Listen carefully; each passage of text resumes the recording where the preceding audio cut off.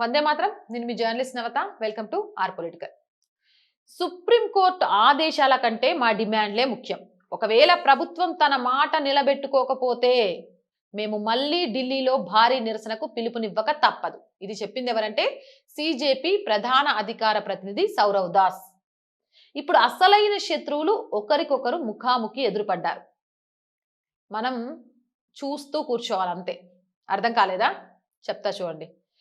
నిన్ననే సౌరవ్ దాస్ ఒక కామెంట్ చేసిండు. అందులో సుప్రీంకోర్టు ఏం స్పష్టత ఇచ్చినా, ఎలాంటి నిర్ణయం వచ్చినా తాను ఒప్పుకోవడానికి సిద్ధంగా లేనని చెప్తున్నాడు. అసలు ఈ సౌరవ్ దాస్ ఎలాంటి వాడు? ఎవరంటే గతంలో సుప్రీంకోర్టు ప్రధాన న్యాయమూర్తి గుర్తుందిగా, సిజేఐ, ఎవరిని ఉద్దేశించి బొద్దింక అనే పదాన్ని వాడారో అదే కాక్రోచ్, అదే వ్యక్తి. మీకు తెలియకపోతే అభిజిత్ దీప్ సౌరవ్ దాస్ కొన్ని ఇంటర్వ్యూలు ఉంటాయి, అవి చూస్తే క్లియర్ గా ఈ మాట నేను ఎందుకు చెప్పాల్సి వచ్చింది అనేది అర్థమవుతుంది. ఎందుకంటే నేను ఇందులో చెప్పాలంటే ఇది చాట్ అంత అయిపోయింది కాబట్టి.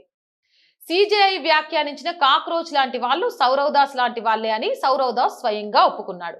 అలాంటి సౌరవ్ దాస్ ఇప్పుడు ఏమంటున్నాడంటే, అసలు సుప్రీంకోర్టు అంటే ఎవరు భాయ్? నేను సుప్రీంకోర్టును నమ్మను, ఒప్పుకోనని మాట్లాడుతున్నాడు.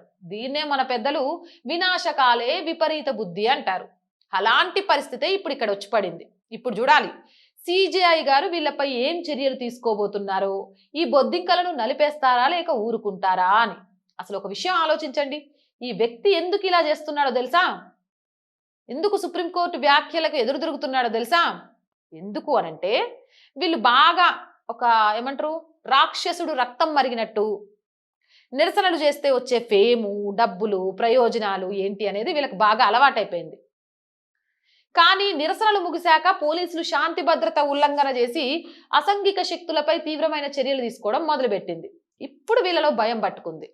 ఏం భయం అంటే, వీళ్ళు ఇకపై మధ్యప్రదేశ్లో కానీ బీహార్లో కానీ ఇంకెక్కడైనా నిరసనలు చేసిండ్రనుకో, వీళ్ళ వెనక విద్యార్థులు కాదు కదా, ఏ ఒక్కడు కూడా మద్దతుగా నిలబడడు. ఆ విషయం వీళ్ళకి అర్థమైంది. అమ్మో, ఇప్పుడు గనక అసాంఘిక కార్యకలాపాలకు పాల్పడ్డ వాళ్ళ మీద కేసులు ఫైల్ అయ్యి వాళ్ళ మీద శిక్ష పడితే వాళ్ళకి ఇంకెవ్వడు కూడా మమ్మల్ని నమ్మడు, మా వెనక రాడు. అది వీళ్ళ అసలు రంగు.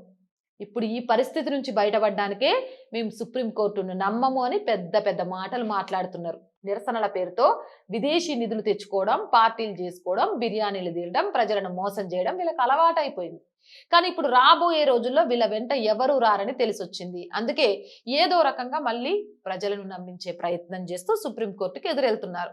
ఏం జరుగుతుందో హాయిగా పాప్కార్న్ తినుకుంటూ చూసేయండి. జై హింద్, జై భారత్. అండ్ మోర్ వీడియోస్ కోసం R group of channels, R voice, R political, R Sanskriti channels ని వెంటనే సబ్స్క్రైబ్ చేయండి. కంటెంట్ బాగుంది అనిపిస్తే లైక్ చేయండి, షేర్ చేయండి. ఆర్థికంగా ఆర్ వాయిస్ కి సపోర్ట్ చేయాలి అనుకుంటే సబ్స్క్రిప్షన్ పక్కనే జాయిన్ అనే బటన్ ఉంది. 1 to 5 లెవెల్స్ ఉన్నాయి. ఏదో ఒక లెవెల్లో సపోర్ట్ చేయండి. లేదా స్క్రీన్ మీద గూగుల్ పే, ఫోన్ పే తో పాటు అకౌంట్ డీటెయిల్స్ ఉన్నాయి. మీకు తోచిన సహాయాన్ని అందించండి. వ్యాపార ప్రకటనల కోసం 8328500576 నెంబర్ని సంప్రదించండి. జై హింద్, జై భారత్.